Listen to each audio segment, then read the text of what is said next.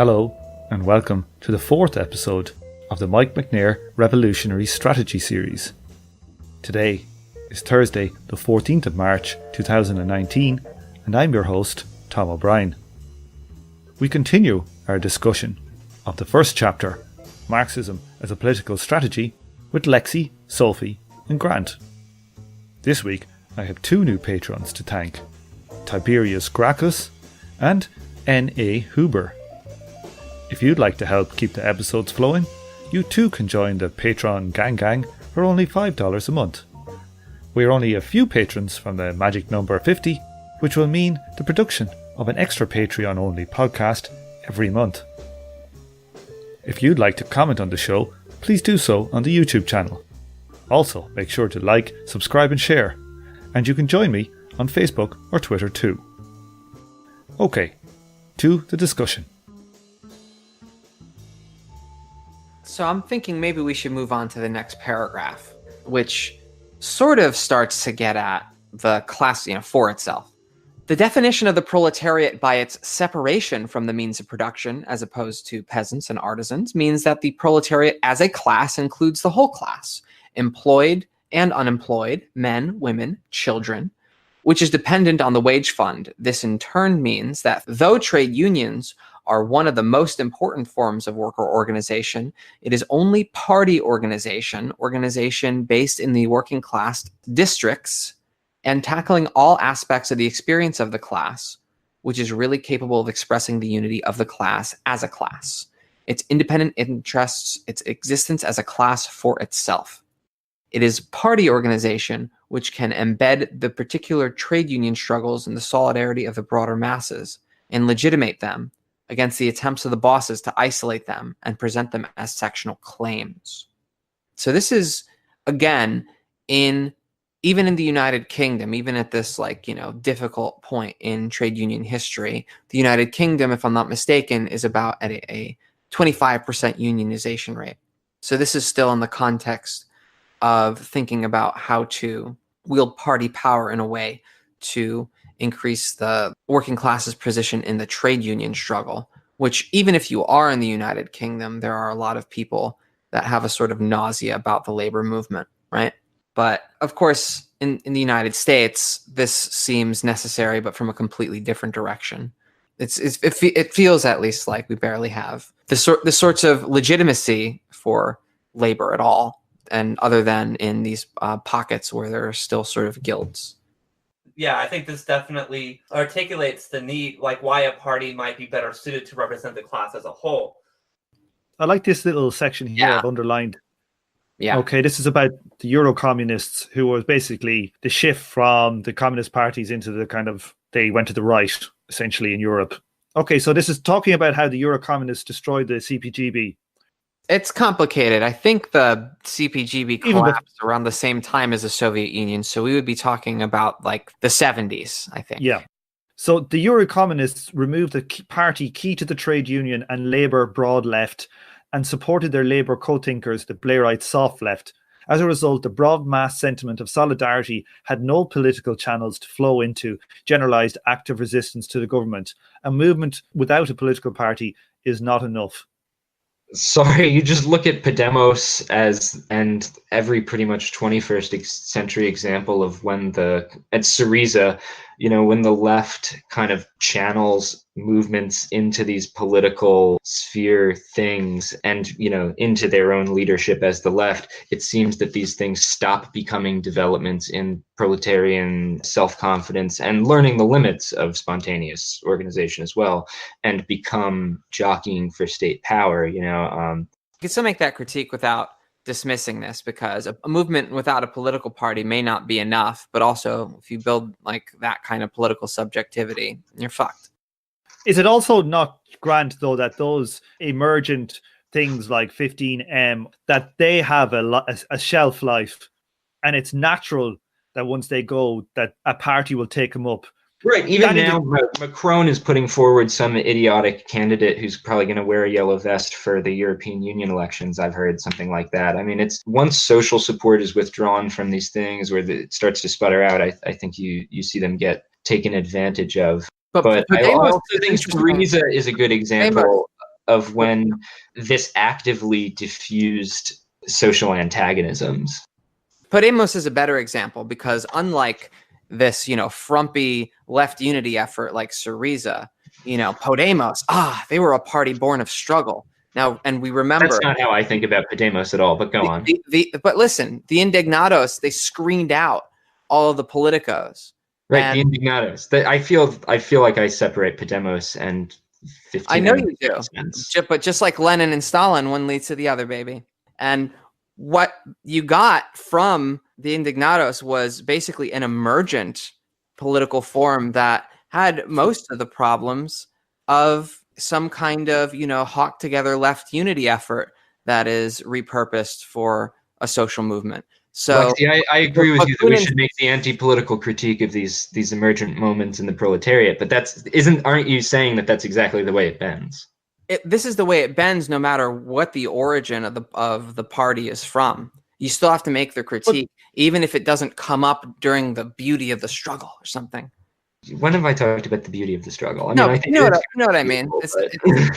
But this is a difference. This is a difference in the way people think about organization. Is that organizations that existed beforehand and want to be, part of a movement that comes up, that's ridiculous. We have to look only to the organizations that are built during the course of a spontaneous sort of movement. And in reality, both types of organization run into the same problems, is my point. I think the important thing is to look at social base. Ultimately, I think what we're doing here, whether we like to admit it or not, is that we are all lefty politicos. Even those of us who are, have more of an anti-political bent, even those of us who are proletariat in that we are dependent on the wage fund or for labor aristocratic or for petit bourgeois, regardless of all that, and we aren't capable of making a spontaneous movement happen. And I think, honestly, the solution to this awkward dance that we have to do is that I think instead of going immediately and forming a party, we have to build pre-party organizations that can eventually lead to a party once there is that kind of natural need for it. A movement without a political party is not enough, but a political party without a movement is also not enough. The problem is that to give out about, say, Podemos with respect to the 15M movement is to miss the point that the 15M movement is not really a social movement. It's a premature ejaculation. It's that's what it is, because it hasn't got a body. God. It's literally just sitting in a square for a few days. It's got no long-term life. It's got nothing. The social movement, it's like a cry for a social movement. The fact that it goes political afterwards is a function of the fact that it's not really a developed full-ass social movement. And we'll see this happen again and again and again. So what we, as Marxists, we should be thinking about, well, we need to build the social movement and the political movement. But one without the other is not enough. And a shitty premature ejaculant like Occupy or 15M will have the same problems. And I think Grant is right in saying that Syriza nearly took the steam out of what was happening maybe in Greece in their crisis. But I think that if actually the social thing was so strong in Greece, it wouldn't have strangled it. So I think Podemos is the premature ejaculation of 15M in a certain sense. I think that it's wrong to underestimate, the things that have actually mobilized people in the 21st century, like on a mass scale. If they have limits, we can critique. Yes, I just think that. So what I'm trying to say is that, I guess I'm not about building a political movement in a certain sense. I don't know. I mean, I'm coming from a stage where. Are you committed to total disempowerment? I can't imagine you are, and you have to acknowledge that these flashes in the pan go, tied in, tied out every 5 years for the last 3-4 decades. I mean, I know we can say we're all leftist politicos or whatever, but it's starting to feel my involvement with the left like. It just seems like another stripe of reaction when I get involved in any of the actual projects, other than intellectually discussing these things. I know, but even when you're discussing it, it's like you are afraid of your commitments. Like you are afraid that Right, by something good that existed right now would probably have to deal with my political attachments too, in a like antagonistic way. And that's what I'm trying to get at, is that the left is not necessarily the fundamental like origin point of emancipatory movement in the 21st century for me. I don't know. The thing is that it's definitely not at the moment. And, you know, we're dealing with our situation. Where are we? How weak are we? Whatever. We're dead in the water at the moment. And any of these things will fall apart. They might go into a political formation which will slowly not deliver what we want. But we should realize where we are in this. You know, this idea that, you know, the revolution is going to happen tomorrow or in the next 5 years is nonsense. And we should be thinking long term. And this book is a long term one, even though it's not a complete totality that we will all agree with. But I think when we move on a little bit, it's not like this whole book is about anti-politics. No, very little of it is. I'm not trying to make anti-politics dominate the conversation. It just seems to rear its head. This book does not make the anti-political critique. I think that's something that American, you know, neo-Kautskyists or the more critical European neo-Kautskyists like Tom or whatever we're going to call ourselves. I have no fucking clue. It doesn't matter. That's something we're going to be bringing to the book. And it just should be noted that that's not going to be in here. This is something that I guess that I was saying before is that so a movement without political parties will prove rapidly to be illusory. This, of course, leaves on one side the question, what sort of party in this sense? This was already debated between Marx and Engels and their co-thinkers on the one hand, and on the Lassalleans and Bakuninists on the other. But systematic argument and the disastrous errors of Stalinism and Trotskyism on the question belong to the strategies of the 20th century. So the idea of the systematic view of a party is, again, a Leninist invention, more or less. What did you mean by that? Well, it's parallel to what I was saying before, that these questions of party, these more detailed discussions, are something that we're bringing to the table afterwards. The question that Marx and Engels was arguing versus Lassalle and versus Bakunin was more of just the most general concept here. The most general concept of, yes, we need to do a sort of oppositional party politics. We can't really like throw in with the, you know, Juncker, like aristocratic kind of state in the way that Lassalle might do.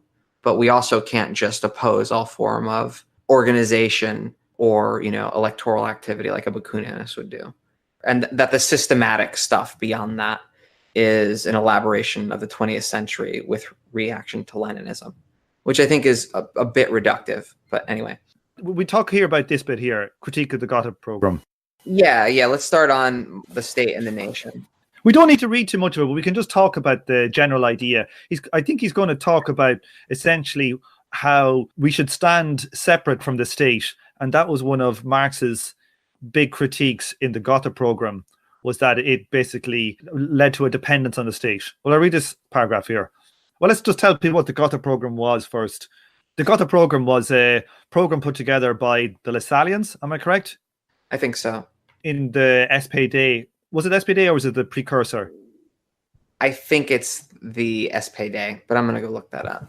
But anyway, it was like a left German socialist party, and they came up with a program that would basically come up with what we would kind of call, I suppose, today, social democrat type of reforms, maybe job guarantees and things like that. I can't remember exactly what they were, but Marx and Engels criticized it, and they did so. They insisted the compromises of expression for the sake of avoiding prosecution are perfectly acceptable. Okay, so like saying things like, in our program, we're not going to say we want to kill the king or something. That's fair enough because you don't want to get arrested yourself. The fundamental problem they see in the draft in this respect is that it miseducates the workers by promoting dependence on the state. And then the second was that the proletarian class is an international class and the proletarian movement is necessarily an international movement. It's hard to think about the Gotha program like a left thing that wouldn't have a dependence on the state today. That's nearly impossible to think of. Well, the left and the state got married in the 20th century in such a fundamental way, like through social democracy and things of that nature. Just for the record, Gotha program is the founding congress of the SPD. They merged in 1875. But one of the things that we were talking about before we went live was like how difficult it would be, not simply because the left got married to the state in the 20th century, but also because of like, if we're talking about some kind of minimum program that allows capitalism to still exist, how are we going to have that exist in a way that isn't just fucking over the working class by removing any kind of welfare or anything that will help them, right? And I think kind of what we agreed upon is that a minimum program is supposed to make it essentially inevitable that there's going to be a dictatorship of the proletariat, if not establish a dictatorship of the proletariat in and of itself. And I think Lexi said something to the effect that by necessity, a dictatorship of the proletariat is still going to be capitalism. And wasn't 100% sure exactly what she meant by that. I just mean that assuming that proletarians are taking power in a capitalist society, they're not going to be able to transform the economy overnight. What you want as part of your minimum program is not simply dependence on the state, but also education programs that make it possible so that the proletariat can help govern and also expand the political realm to include more people. In the Soviet Union, early Soviet Union specifically, it was difficult to institute this notion that every cook can govern because you had specialists who were resistant to the implementation of socialism or the implementation of a dictatorship of the proletariat. And so what I agreed for is that even more than just simply allowing everybody to have access to a college education, expanding trade education programs, expanding education in general to teach proletariats how to run a bureaucracy and how to make sure the power plants are still going and all these sorts of things so that, it becomes possible to continue to run society under a dictatorship of the proletariat without needing to rely on these specialists who are still loyal to capitalism, but B, make it so that any cook could govern, so where even if they're not working in these specialized fields, they have enough baseline knowledge of how to run a society that they could enter into government. And it isn't just this like specialized political class that develops. Right. There's this need to take on the division of labor actively and to take the measures Marx talks about in the Paris Commune to make participation not just this abstract thing or a career, but like real participation and real democracy, frankly.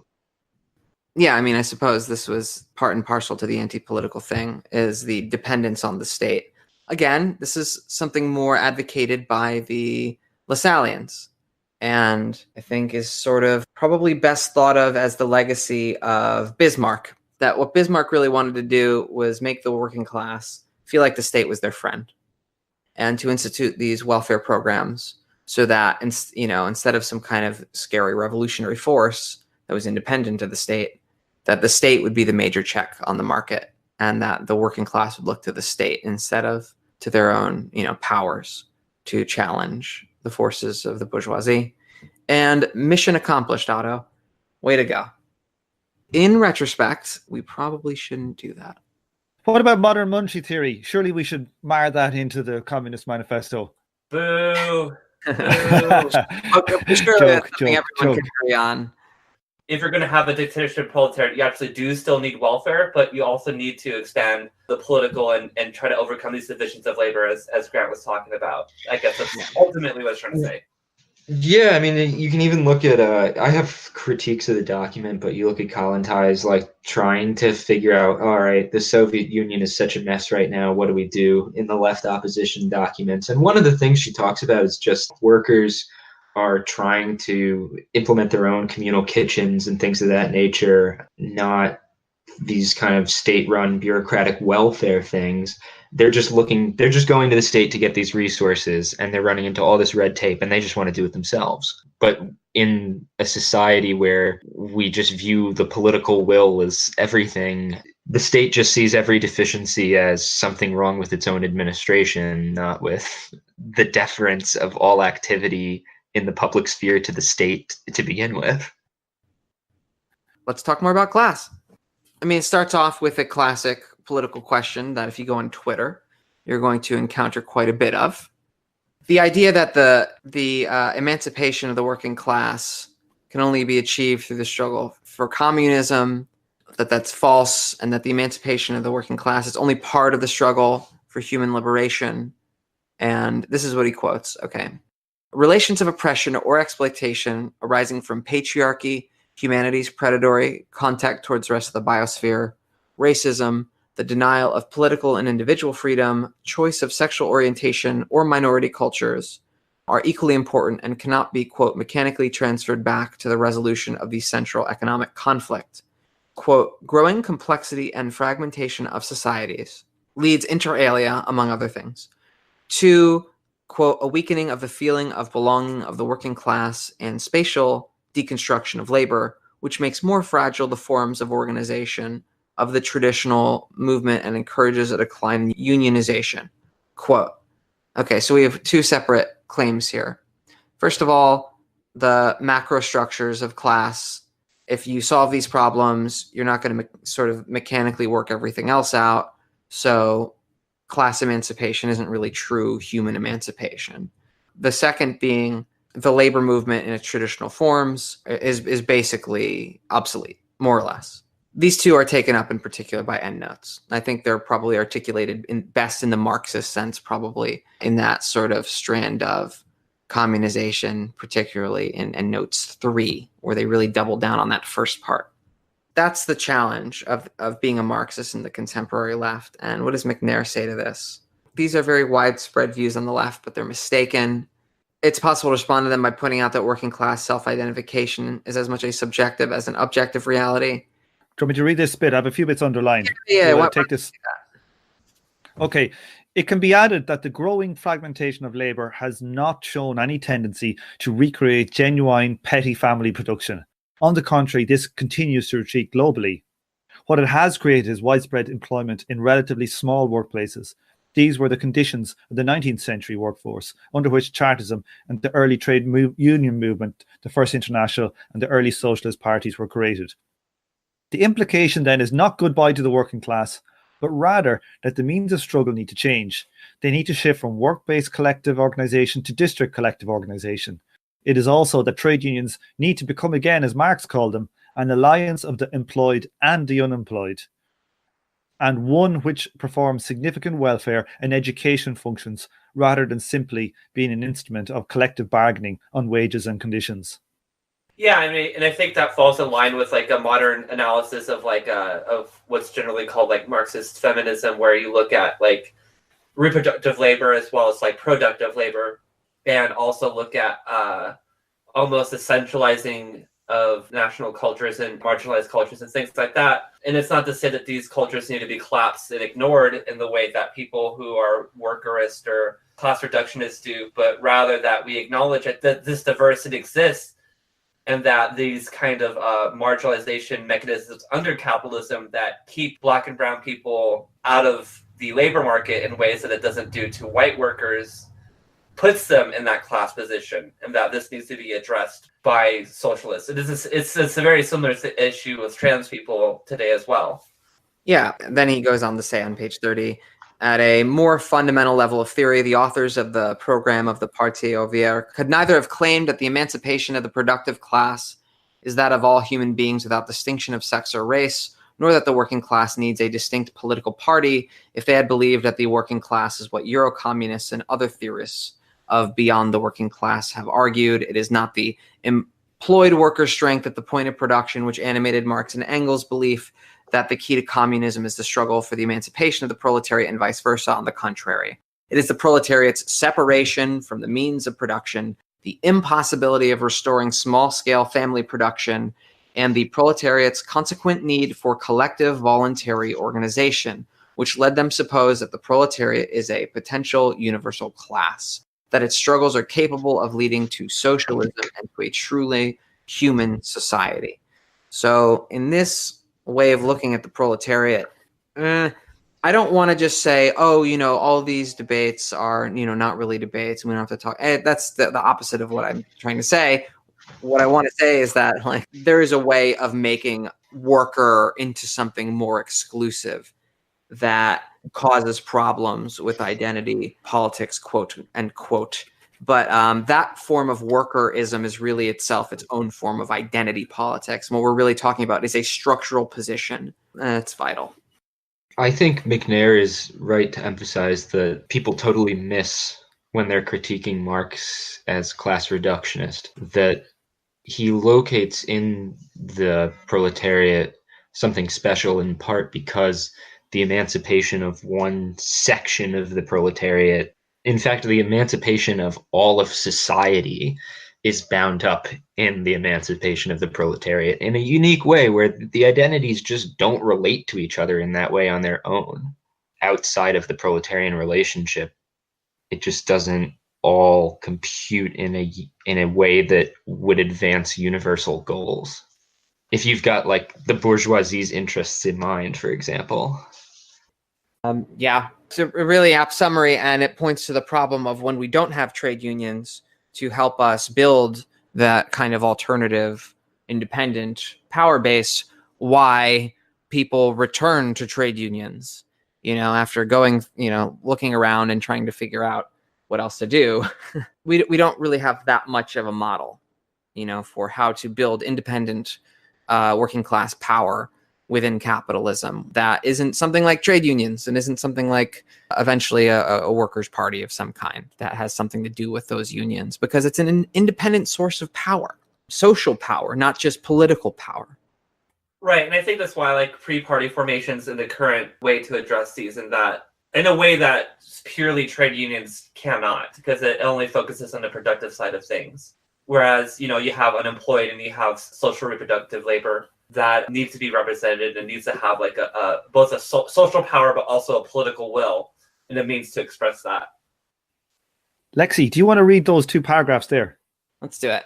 The negative judgment consists in the proposition that, however weak the workers' movement, general human emancipation on the basis of petty family property and production is impossible, and hence the idea of this or that section of the petty proprietors or the undifferentiated people serving as a revolutionary subject is illusory. This judgment was founded on the whole history of radical movements down to Marx and Engels' time.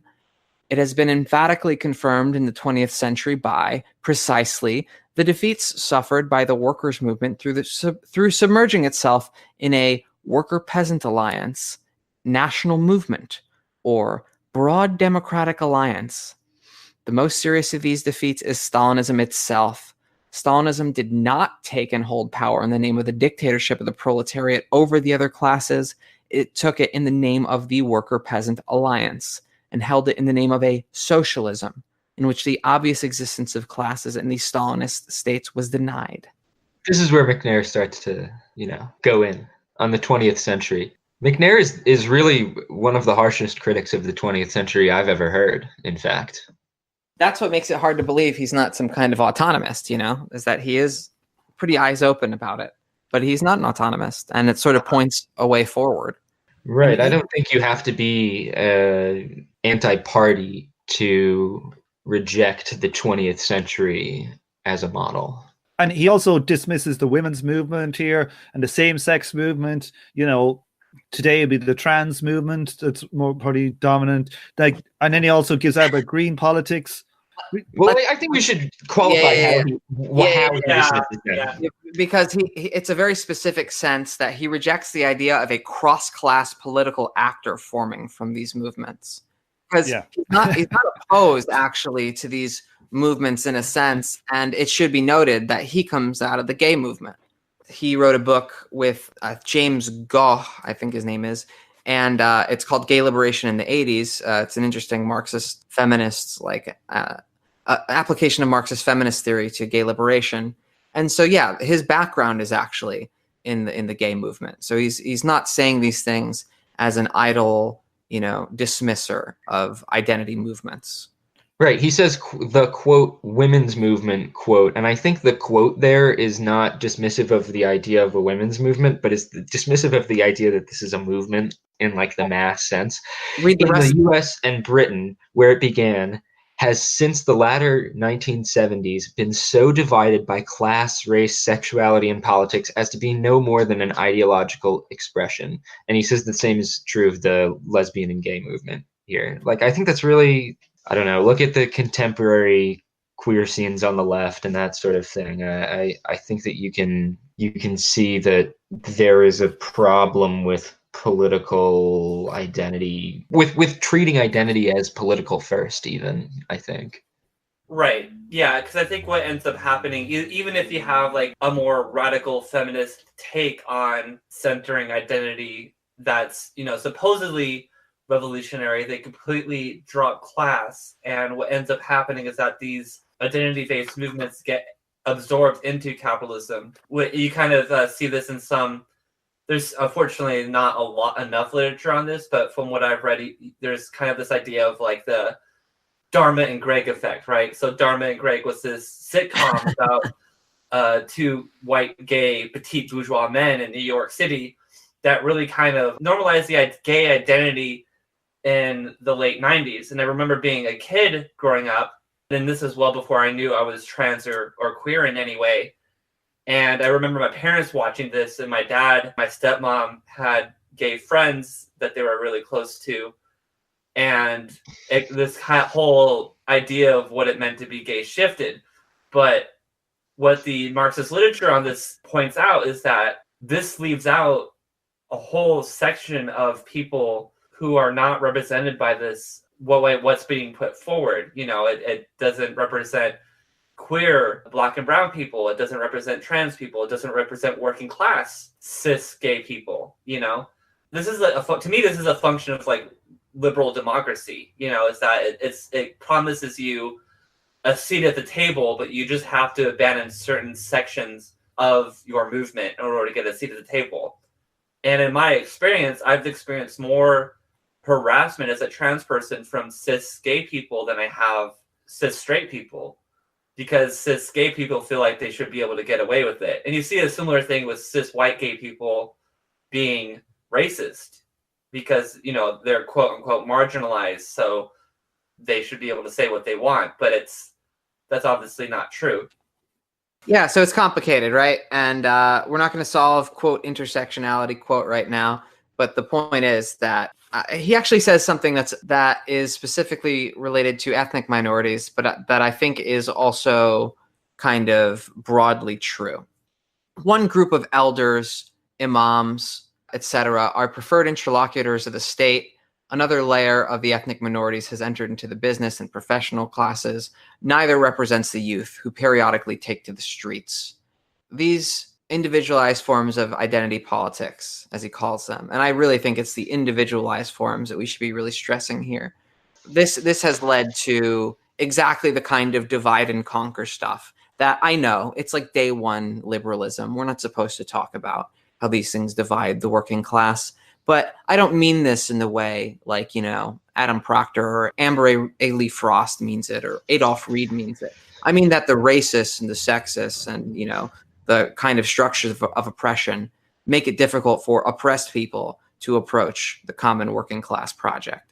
That's not to say develop a crippling neurotic anxiety about your privilege so you live 5 years shorter, and then will the working class movement take off. It's more complicated than that. Are we done on class, or do people want to talk? You wanted to cover the stuff on greens, which I think is important, but a sort of like it's not quite the identity point. It's a related point, and it's a parallel development. Well, let me just read it here. Green politics, in its broadest sense, is yet another alternative favoured by advocates of the end of class politics. Yet it is even clearer that in the other social movements that Greens are forced to choose between one or another form of economic organisation. They are divided and unable to lead society as a whole because they are unable to choose collectively one way or the other. And when a distinctively green policy is produced, it offers precisely the reactionary utopia of a return to petty family production, or in extreme cases, the deep greens, the death of the vast majority of the world's present population in order to return to an idealized version of hunter-gatherer societies.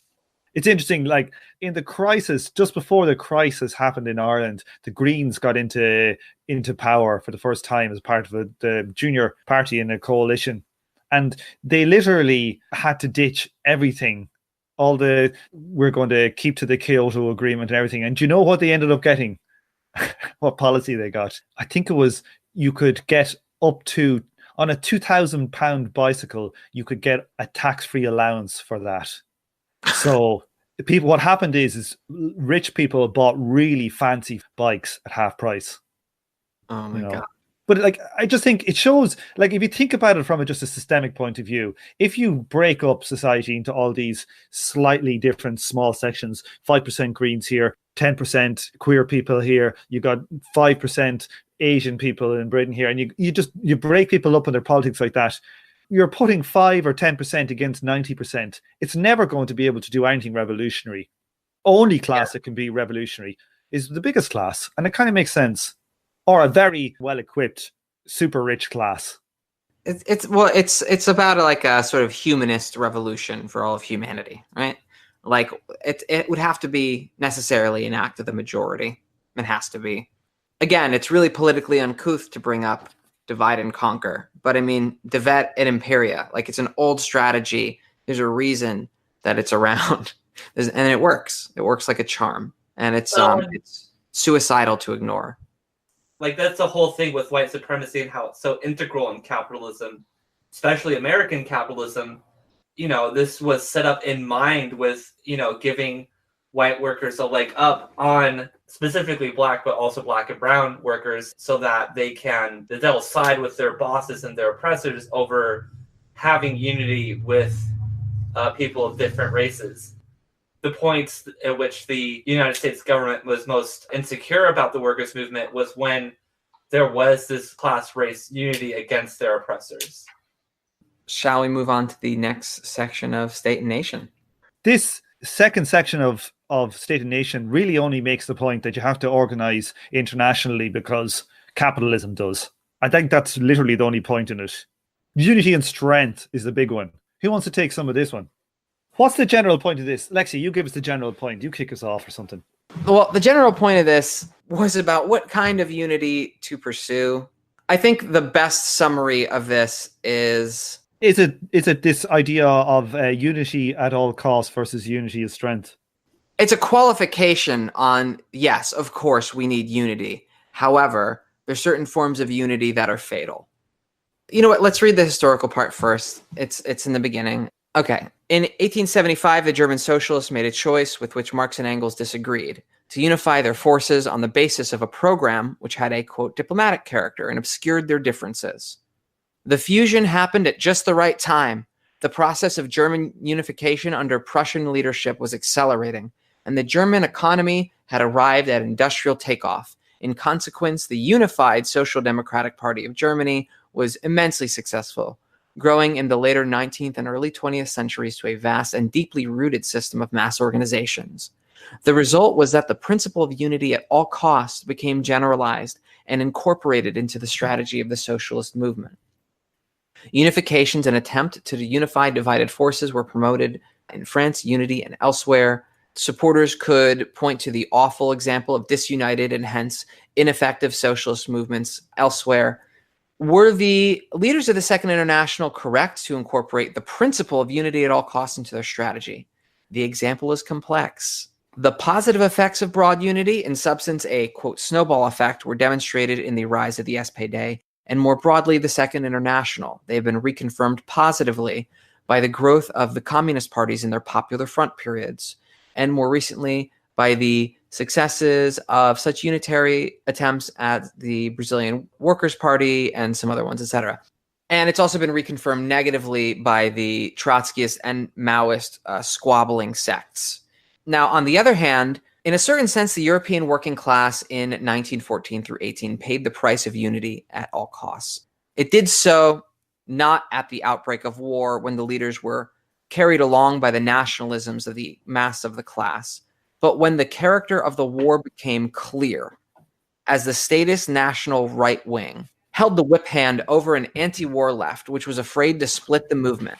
Rather similarly, Chinese workers in 1927, Spanish workers in 1937 through 39, French workers in 1940, Indonesian workers in 1965, and Chilean workers in 1973 paid a savage cost for the Communist Party's policy of unity at all costs. So let's stop there. We talked about that stuff so far. It's quite a lot there. Yeah, that is quite a bit. So the first point, the happy point. Yeah, it's really nice when people can pool their resources. It's almost too obvious to mention, right? Like it's a majoritarian movement, right? Socialism. It has to be. Therefore, group hug, right? Why not? And the why not is much more difficult. But it has to do with this concept of the statist, nationalist right wing holding a veto over anything happening in the workers' movement because you had such broad unity that you included them. And you didn't realize, because you're trying to smooth over your differences, that was going to sabotage any sense of international class unity. And not only will it sabotage international class unity, they will betray you as soon as they get the chance to throw you under the bus. Yeah, it's kind of, if you look at our current politics, say in the UK and in America, you're seeing like the dominance of the right socialist, the soc dems or whatever you want to call it. So we're going to see this phase of current development of the left in our lifetime. It's going to be a failure.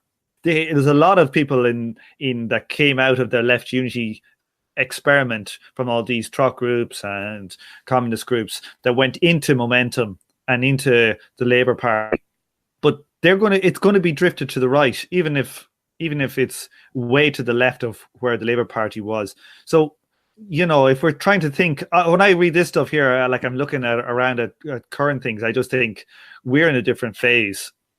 This idea of us getting towards this kind of snowball element of an actual radical left one, it's not this phase of 20-year political development. I don't see it. It's another phase beyond that.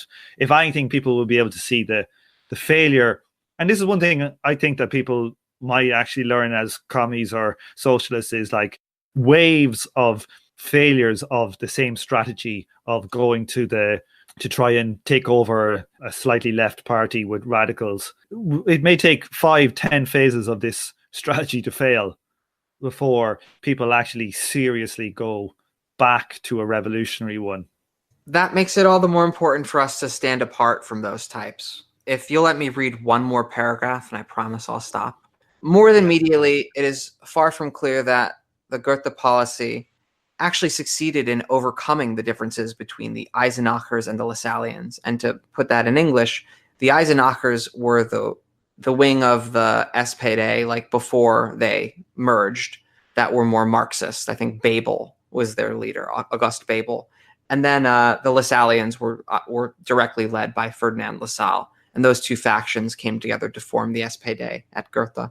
By the 1890s, the SPD had escaped from illegality and reached a size at which attitudes to the state and to government participation became a live issue. The question of state, government, coalitions, and social strategy then resurfaced for debate in the SPD across the Second International. The questions were not posed in identical forms to the differences between Eisenachers and the Lassalleans, but their underlying principle was common. So yeah, this is basically a form of an original sin argument against orthodoxy.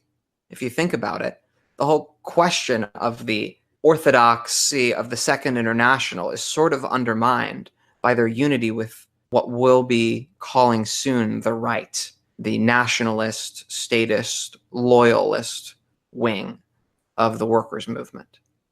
I've been thinking a lot about this kind of question of like distancing ourselves from like right-wing socialists and like the nationalists and all that kind of stuff. It reminds me of the debate happening between Rosa and Lenin when Rosa was critiquing Lenin's what is to be done. She made the point that like no matter what you put, there's no words you could put in the Constitution that will make it so that there is not these opportunities that come in.